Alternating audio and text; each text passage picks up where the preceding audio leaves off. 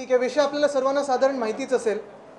काल रात्री अचानक मला वाटतं 10:30-11च्या आसपास एक मुंबई विद्यापीठाचं पत्रक निघालं आणि त्या विद्यापीठाच्या पत्रकामध्ये शेवटची ओळ अशी आहे की जे सेनेटची निवडणूक आहेत दिनांक 17 ऑगस्ट 2023 रोजी बैठकीत घेतलेल्या निर्णयानुसार पुढील आदेशापर्यंत स्थगित करण्यात येत आहे. आता मुख्य गोष्ट ही आहे की आपण हे पाहिलं असेल 2010 मध्ये युवासेना जेव्हा सेनेट लढली तेव्हा 10 पैकी 8 सीट्स आम्ही जिंकलो. 2017 मध्ये जेव्हा आम्ही निवडणूक लढलो तेव्हा 10 पैकी 10 सीट्स लढलो आणि 10 पैकी 10 सीट्स जिंकलो देखील. हा 100% रिझल्ट होता. आपल्याला माहिती आहे की आमच्या समोर सगळेच पक्ष लढत होते, ज्यांच्यासोबत युती होती ज्यांच्यासोबत युती नव्हती, प्रत्येक जण लढत होता आणि तरी देखील आमचा विजय हा चांगल्याच मताधिक्याने झाला होता. तसंच अर्थात यावेळीची जी सेनेट होती मागच्या वर्षी अपेक्षित होती ह्याच काळात, पण झाली नाही. यावर्षी सगळं प्रक्रिया सुरू झाली, वोटर रजिस्ट्रेशन सुरू झालं, निवडणूक पूर्ण कार्यक्रम जाहीर झाला आणि साधारणपणे मी असं बघितलं देशामध्ये की एकदा निवडणूक कार्यक्रम झाल्यानंतर, आणि मी मागच्याच आठवड्यात TN सेशन साहेबांचं देखील पुस्तक वाचत होतो, कुठच्या परिस्थितीत त्यांनी निवडणुका त्या दशकांमध्ये घेतलेल्या आहेत. आणि आत्ता जर आपण पाहिलं तर निवडणुका जाहीर झाल्यानंतर आम्ही असू, अजून 1-2 संघटना असतील, काही अजून वेगळे उमेदवार असतील, अपक्ष उमेदवार असतील, ह्यांनी ठरवलेलं ही निवडणूक लढवायची. पण झालंय असं की काल हे स्थगिती आल्यानंतर सगळ्यांनाच हा प्रश्न पडलाय की नक्की काय असं घडलं की निवडणूक स्थगित झाली आहे. ह्याच्यात काही गडबड, कुठे गोंधळ झालाय का? जसं मध्यंतरी आपण पाहिलं असेल बेंगालमध्ये दंगली होतील म्हणून केंद्र सरकारने कितीतरी पथकं वेगळ्या केंद्रीय यंत्रणेच्या पाठवल्या होत्या, मग सेंट्रल फोर्सेस असतील, एजन्सीज असतील. तसं तर वातावरण इथे नाही आहे. मणिपूरमध्ये जसं पेटलं वातावरण तसं तिथे वातावरण नाही आहे. बरं, आम्ही जे काही पक्ष, संघटना, अपक्ष वगैरे लढत होतो, कुठेही वादविवाद न करता, कुठेही भांडणं न होता, कुठेही मारामारी न होता आम्ही ही निवडणूक लढत होतो. प्रत्येकाचे निवडणुकीचे जे मतदार असतात हे तुम्हाला माहिती असतं. साधारणपणे 1.25 लाख मतदारांनी ह्याच्यात स्वतःला नोंदवून घेतलं होतं. हे सगळे ग्रॅज्युएट मतदार होते. मग नेमकं झालं काय असं की काल रात्री ही बैठक घेतली आणि ही निवडणूक स्थगित झाली? काही मूलभूत प्रश्न त्याच्यात जे आपल्याला पण कदाचित पडले असतील. पहिली गोष्ट म्हणजे जसं मी सांगितलं की काय घडलं, अचानक असं काय झालं की निवडणूक प्रोग्राम पूर्ण जाहीर झाल्यानंतर ही निवडणूक स्थगित झाली. दुसरी गोष्ट म्हणजे ह्या ज्या पत्रकात लिहिलेलं आहे की बैठकीनुसार ही बैठक कुठे झाली, किती वाजता झाली, कोणाच्या घरी झाली, कोण कोण होतं त्या बैठकीमध्ये, बैठकीचे काही मिनिट्स आहेत का, हे कोणालाच माहिती नाही आहे. ह्याच्यात काहीतरी शासन आदेश असा उल्लेख आहे त्याचा, शासनपत्र. पण ह्या पत्रामध्ये देखील, शासनपत्रामध्ये देखील हे कुठचं पत्र आहे कोणालाच माहीत नाही. काल रात्रीपासून जर आपण पाहिलं तर vice chancellor, pro vice chancellor असतील, सगळे जे अधिकारी असतील ते फोन बंद करून बसलेले आहेत. मग पुढे हा प्रश्न पडतो की जर ही निवडणूक आज स्थगित झाली असेल तर ही कधी होणार निवडणूक? जर कार्यक्रम एकदा निवडणुकीचं जाहीर झाल्यानंतर देशात कुठचीही निवडणूक रद्द होत नसेल तर मुंबई युनिव्हर्सिटीची निवडणूक हे घेऊ शकत नाहीत निवडणूक अधिकारी. बरं, 1.25 लाख जे वोटर्स आहेत त्यांनी 20-20 रुपये देऊन स्वतःच्या खिशातून जी नोंदणी केलेली आहे, पुन्हा आपण पाहिलं असेल 1.25 लाख झाल्यानंतर ह्या 3 महिन्यामध्ये प्रत्येक वोटरची छाननी केली गेली, व्हेरिफिकेशन केलं गेलं आणि त्या व्हेरिफिकेशन नंतर जे खोटे मतदार होते किंवा जे काही बोगस वाटत होते, काही कुठे डाऊट्स असतील, कुठे काही प्रॉब्लेम असतील, ते कमी करून साधारणपणे 95,000वरती वोटरची यादी आलेली आहे. म्हणजे ही सगळी प्रक्रिया पूर्ण झालेली आहे. 10 तारखेला निवडणूक होणार होती. आमच्या 10 उमेदवारांनी फॉर्म भरलेले आहेत, मला वाटतं इतर काही लोकांनी फॉर्म भरले असतील. मग हे सगळं झाल्यानंतर नक्की असं काय घडलं की ही भूमिका घ्यायला लागली? माझं तर मत स्पष्ट आहे. ह्याच्यात 2 गोष्टी असू शकतात. एक म्हणजे आपल्याला माहिती आहे जे आपल्या राज्याचे घटनाबाह्य मुख्यमंत्री आहेत ते 1 नंबरचे डरपोक आहेत. डरपोक होते, घाबरत होते म्हणून त्यांनी भाजपमध्ये उडी मारली, नाही तर त्यांच्यावर केंद्रीय यंत्रणांनी त्यांना अटक केली असती, ईडीची कारवाई त्यांच्यावर झाली असती. सगळं जे काही त्यांचं पकडलं होतं ते झाकायला त्यांनी तिथे उडी मारली. मग कुठे सुरतला गेले, गुवाहाटीला गेले, गोव्यात गेले आणि जे काही झालं ते झालं. पण त्यांचा कुठे दबाव होता का? ते घाबरले का? कारण ते निवडणुकीला घाबरतात. बघा, पुन्हा लोकसभाचे देखील निवडणूक अजून होऊ शकत नाही आहे, स्थानिक स्वराज्य संस्थांच्या निवडणुका अजून होऊ शकत नाही आहेत. आणि मग सगळं झाल्यानंतर आम्हाला वाटलं मुंबई विद्यापीठाच्या तरी होतील, त्यासमोरही पण ते जायला घाबरत असतील तर नक्की आपण समजायचं तरी काय? मग एवढं सगळं फोडाफोड करून म्हणजे 2 पक्ष फोडले, एक परिवार फोडला, महाशक्ती स्थापन केली, एक मुख्यमंत्री, 2 एकदम भारदस्त उपमुख्यमंत्री, किती आता काय त्यांचे आकडे कोणालाच माहिती नाहीत किती कोणासोबत आहेत. पण हे सगळं होऊन महाशक्ती त्यांच्यासोबत असून जर मुंबई विद्यापीठाची निवडणूक मिंदे आणि भाजप सरकारनं घेऊ शकत नसतील, डरपोक असतील, घाबरत असतील, तर मग काय उपयोग आहे. दुसरी बाजू ही पण असू शकते की ही सुरुवात आहे नेमणुकांवरनं राज्य चालवायचा, नेमणुकांवरनं देश चालवायचा. कदाचित पुढच्या लोकसभेमध्ये देखील असंही होईल की लोकसभा निवडणुकीचा कार्यक्रम जाहीर होईल आणि मग स्थगित येईल की नाही आता आम्हीच चालवू सगळं, निवडणुकींची गरज नाही. कारण पाहताय आपण वेगळ्या वेगळ्या राज्यांमध्ये राज्यपाल हस्तक्षेप करतच आहेत, विरोधी पक्ष म्हणजे जे आम्ही देशभक्त पक्ष आहोत त्यांच्या राज्यांमध्ये.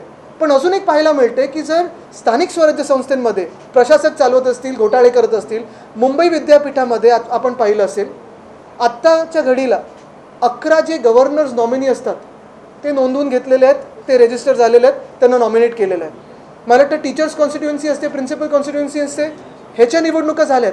मग नक्की पदवीधरांची काय चूक आहे, सुशिक्षित मतदारांची काय चूक आहे की त्यांचा आवाज हा त्या सेनेटमध्ये जाऊ शकत नाही. बरं, सेनेट काय तुमचं सरकार पाडणार नाही आहे, पाडणार ते आम्हीच आहोत. पण सेनेट जे सरकार तुमचं पाडणार नाही आहे त्यांना एवढं घाबरता कशाला तुम्ही. 10 सुशिक्षित ग्रॅज्युएट उमेदवार जे इतर ग्रॅज्युएट्स मतदान करून देतात तुम्हाला, ते तुम्ही निवडून देऊ शकत नाही, तुम्ही ती निवडणूक स्थगित करता. कदाचित मागच्या वर्षी जे वातावरण होतं आपण पाहिलं असेल 6 निवडणुकींमधून असंच पदवीधरांचं वगैरे ज्या निवडणुका होत्या MLCसाठी 12 MLCs पाहिजे ह्याच्या मागे लागलेले आहेत. पण पदवीधर जी होती, शिक्षक मतदारसंघाची होती, तिथे सगळीकडे भाजपचा आणि मेंदी गटाचा हा पराभव झालेला आहे. ह्याची भीती कदाचित त्यांच्या मनामध्ये बसली असेल. पण हे लोकशाही संपवण्याचं काम आपण पाहता आपल्या डोळे देखत होतं. ह्याच्यावर काही आपल्याला विचार असेल तर विचारू शकतो.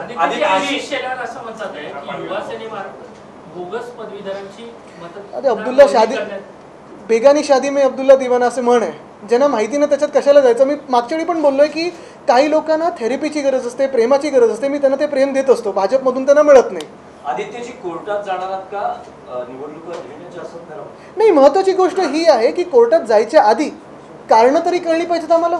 राज्यपाल त्या बैठकीत होते की नव्हते, राज्यपालांना हा निर्णय कळवला होता की नव्हता, घटनाबाह्य मुख्यमंत्र्यांचा दबाव आहे की नाही याच्यावर, हे कळलं पाहिजे. कारण तसं जर पाहिलं तर असं कुठेही काही एकसुद्धा घटना घडली नाही आहे जिथे तुम्हाला वाटते की या निवडणुकीला स्थगिती द्यायला पाहिजे. बरं, छाननी तर झाली आहे ना 3 महिने. मग तुम्ही त्या रजिस्टर आणि त्या जे निवडणूक अधिकारी आहेत त्यांना काही चौकशी करणार का, त्यांची अटक करणार का की बोगस मतदार नोंदवून घेतलेत. छाननी होऊन सगळं होऊन जर तुम्ही निवडणूक घेत नाही म्हणजे तुम्ही घाबरता आणि तुम्हाला लोकशाही नकोय.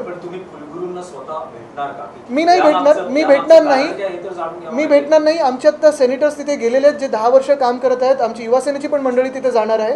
त्यांना एकदम शांततेत आम्ही विचारणार की काय कारण होतं हे तर विचारणार आम्ही आणि जनतेसमोर येऊ द्या. पण हे जनतेला कळलंय की मिंदे आणि भाजप सरकार हे निवडणुकीला घाबरतं कारण त्यांना आता मॅन्डेट मिळणार नाही, ना लोकसभेत मिळणार, ना मुंबई युनिव्हर्सिटीच्या सेनेटमध्ये मिळणार. पण कारण स्पष्ट झालं तर त्यानंतर तरी कोर्टात जाण्याचा तुमचा कारण स्पष्ट झालं तर सरकारने पुढे पावलं उचलली पाहिजेत. मुंबई विद्यापीठाचे अधिकारी असतील, कुलगुरू असतील, फोन उचलत नाहीयेत, स्पष्टीकरण देत नाहीयेत. फक्त एक ती गोळ आहे की शासनाचं पत्रक मिळालं आणि मग हे केलं. सरकार आपल्या दारी निवडणूक घ्यायला घाबरी. पण काय दबाव आहे त्याच्यामुळे उत्तर देत नाहीये. आता हे आपल्याला माहिती कसं चाललंय यंत्रणा सगळी त्यांची. कदाचित त्यांच्यावर धाड पडली असती जर निवडणुका घेतल्या असत्या तर. बिना किसी जानकारी के अचानक से चुनाव रद्द कर दिए गए, क्या वजह है कि आप लोगों ने संपर्क करने की कोशिश की, आप लोगों की कितनी तैयारी थी, क्या लगता है? तैयारी तो जीत की होती है. यही अनुमान लगाते हैं कि ज़्यादा से ज़्यादा सीटें जीत के आए. लेकिन अगर आप देखें तो ये जो मुंबई यूनिवर्सिटी का जो चुनाव था सेनेट का था, ग्रेजुएट इसमें वोटिंग करने वाले थे और ग्रेजुएट सीट्स के लिए वोटिंग होती है. पूरा अगर आप देखें तो जो भी इलेक्शन की प्रोसेस होती है, प्रक्रिया होती है, वो पूरी की गई थी. 10 सितंबर को चुनाव थे. कल रात को 10 सवा 10 के आसपास अगर आप देखें तो ये एक सर्कुलर आया है जिसमें कहा गया कि ये चुनाव जो है स्थगित किया गया है. इसमें कोई कारण नहीं दिया, कोई अनुमान नहीं है कि कहीं हिंसा हुआ या कुछ गलत हुआ. इतना ही कहें कि एक मीटिंग हुई उसके हिसाब से ये बैठक एक मीटिंग हुई उसके हिसाब से ये चुनाव स्थगित हुए. मुझे यही जानना है कि अगर पूरे कोविड के समय में बंगाल में चुनाव आप करवा सकते हो और कोविड देश भर में फैला सकते हो, अगर पूरे हिंसाचार के समय में वहाँ पंचायत के पोल्स ले सकते हो, मणिपुर की तो जैसी सिचुएशन यहाँ नहीं है, हालत नहीं है. किसी एक संगठन ने या एक पार्टी ने दूसरे पर कोई आरोप नहीं लगाया, कुछ नहीं, कुछ गड़बड़ नहीं है, कोई कीचड़ नहीं है, तो फिर क्यों ये स्थगित किया गया? शायद इसमें दंगे ना हुए हो इसलिए स्थगित किया गया होगा. क्या रीजन है? आप इसके पीछे आरोप लगाया जा रहा है। आदित्य जी, अनेक जे विद्यार्थी चळवळीत काम करणारे तरुण असतील, पदवीधर असतील, त्यांचा हिरमोड झालेला आहे. कारण अगदी आज शेवटचा अर्ज दाखल करण्याचा हे आणि अशा पद्धतीने स्थगिती. युवा सेनेची पुढे काय भूमिका राहणार, म्हणजे आक्रमक पद्धतीने काय केलं जाणार? नाही, युवा सेना शिवसेना आम्ही हे सरकार तर पाडायला लागणार, कारण हे लोकशाही विरुद्ध सरकार आहे, देशाचे विरुद्ध सरकार आहे. पण ह्या ज्या घटना आहेत त्याच्यातून तुम्ही ह्यांची जी एक मानसिकता आहे ती ओळखून घ्या. जर तुम्ही त्यांना संधी दिली तर उद्या प्रेस पण बंद करतील आणि निवडणुका पण बंद करतील आणि देशभरात होईल. मुद्दा हाच येतो. मी ह्याच्यावर जाणार नाही की कोणाला प्लॅटफॉर्म मिळतो, स्टेज मिळतो. ज्याला लढायचं असतं, पुढे यायचं असतं राजकारणातून, ते कसे येतात. त्यांना ती आपली ताकद असते, एक इच्छाशक्ती असते. पण ही निवडणूक जे मतदार नोंदवून घेतात, स्वतःला मतदान करतात, त्यांच्या आवाजासाठी असतं. तिथे सेनेटमध्ये पदवीधरांचा आवाज जाण्यासाठी असतं. जर बाकीच्या निवडणुका तुम्ही होऊ दिलेल्या आहेत, मग ही का नाही? दबाव है सीएम पर, जैसा कि आप कह रहे थे, दबाव है तो किसका दबाव हो सकता है? क्या उनके दबाव में ये चुनाव कैंसिल कराया गया है? मुझे तो लगता है कि सीएम तो बहुत डरते हैं, इसलिए तो वो भाग के गए थे. जहाँ जहाँ गए, वो गुवाहाटी वगैरह जहाँ जाते हैं और अक्सर जाते रहते हैं. क्या करते हैं मुझे पता नहीं, शायद आपको पता होगा. लेकिन यही बात है कि चुनाव लेने से डरते हैं. पुणे के अगर आप देखें तो लोकसभा का जो एक उपचुनाव है वो लेना बाकी है. पिछले साल अगर आप देखें तो पदवीधरों का जो एक चुनाव था वो तो महाविकास आघाड़ी जीत चुकी है. और ये मुंबई यूनिवर्सिटी का जो चुनाव होता है, जब आपने भी मुझे पूछा पिछले हफ्ते में, आप पूछ रहे थे कि ये खिलाफ वो होगा क्या, कैसी होगी रणनीति, मैं आपसे सबसे कह रहा था कि ये हाइप करने की बात नहीं है. ये चुनाव है, चुनाव जैसे लड़ेंगे, चुनाव जैसे जीतेंगे. इसमें कोई हाइप की बात नहीं. अगर हम सभी लोग इतनी मैच्योर भूमिका ले रहे हैं, कहीं कुछ हिंसा नहीं है, कहीं कुछ बैनर पोलिंग का नहीं है, तो क्यों इतना डर है? ये डर अच्छा है उनके मन में, लेकिन डर से अगर चुनाव ना हो तो देश के लिए हानिकारक है. आता काय तयारी त्यांची तयारी ते सांगतात. आता कदाचित आम्हाला सांगतील ह्याच्यापेक्षा मोठा एक निवडणूक आम्ही घेऊ. राज्यपाल से क्या आप लोग मुलाकात में एक दूसरा, और इसके लिए जो संबंधित यूनिवर्सिटी से जो अधिकारी हैं, क्या उनसे आपका डेलीगेशन मुलाकात करे, युवा सेना का डेलीगेशन मुलाकात करने से कोई फ़ायदा हो तो करेंगे.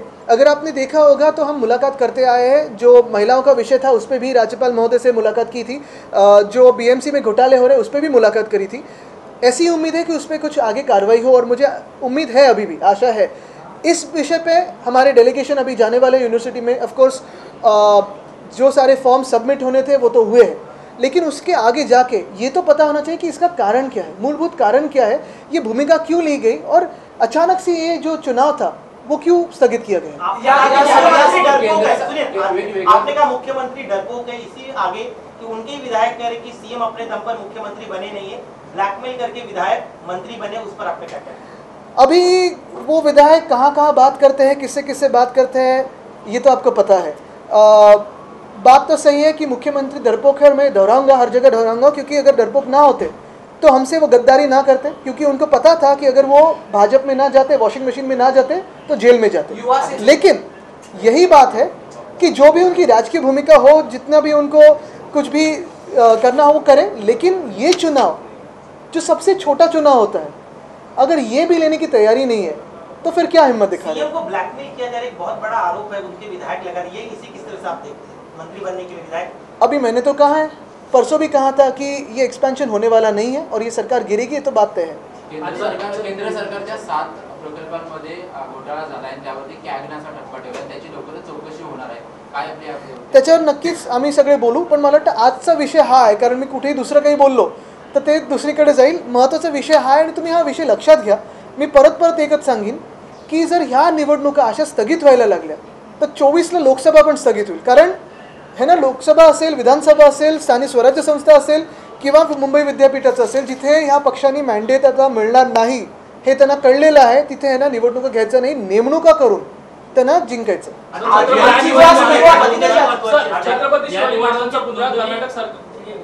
या निवडणुकीत नोंदणी महत्त्वाची असते असं बोललं जातं. शिंदे गटाची नोंदणी पुरेशी झाली नव्हती म्हणून असं घडलं. हो, पण आता मग जर दुसऱ्या राज्यात कुठे यांची नोंदणी झाली नसेल किंवा उमेदवार दिले नसेल तर निवडणुका स्थगित करायच्या का?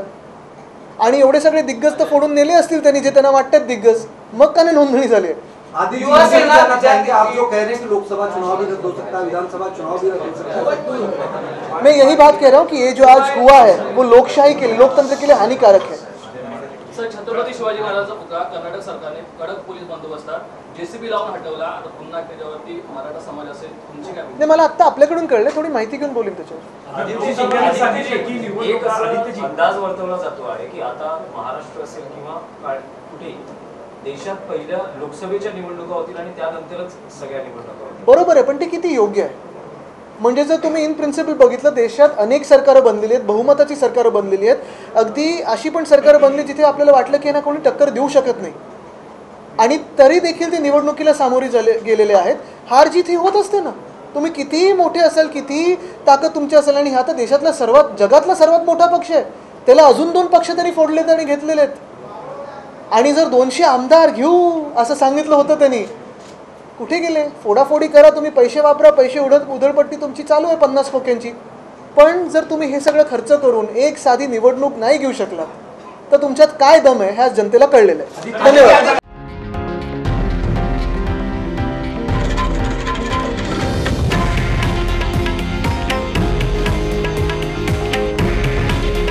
हे आहे देशातील नंबर 1 न्यूज नेटवर्क आणि आपण पाहत आहात TV9 मराठी. काळजी तुमची, हित महाराष्ट्राचं.